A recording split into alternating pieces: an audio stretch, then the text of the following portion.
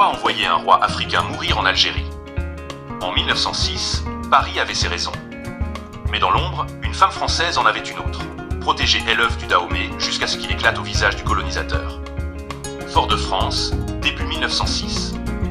Dans les salons feutrés du gouvernorat, les stores sont tirés pour atténuer la lumière écrasante.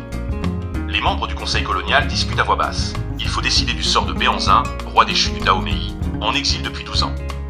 Les rapports militaires craignent son influence, grandissante auprès de la population noire de l'île.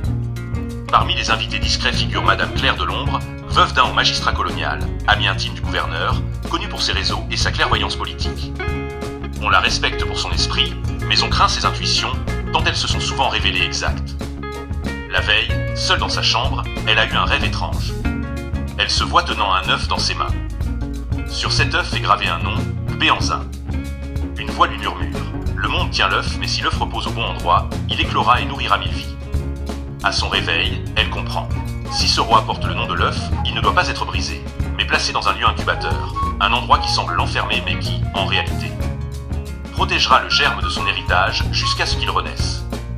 Le lendemain, devant le conseil colonial, elle avance une proposition avec un calme déconcertant. Messieurs, l'envoyer en Afrique, mais pas dans son royaume. Dans une ville où le climat l'usera, où il sera loin de ses partisans, et où la garnison assurera qu'il n'inspire plus de troubles. Je pense à Blida, en Algérie. Elle argumente avec les mots que Paris veut entendre. Éloignement définitif des sympathisants en Martinique. Climat rude pour affaiblir sa santé. Environnement militaire pour le surveiller jour et nuit. Humiliation symbolique, être sur le sol africain, mais coupé de son peuple. Les officiers se regardent. L'idée est parfaite, elle répond à toutes les exigences stratégiques. La décision est prise. Ce que personne ne sait, c'est qu'en citant Blida, Madame de Lombre avait en tête la géographie de la ville.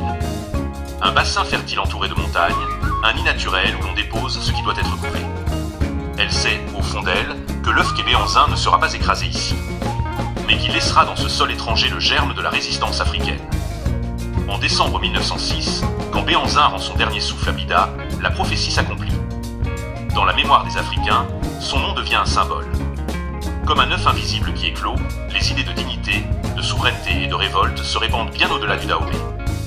Les Français croyaient l'avoir enfermé. En réalité, ils l'avaient placé dans l'incubateur de l'histoire.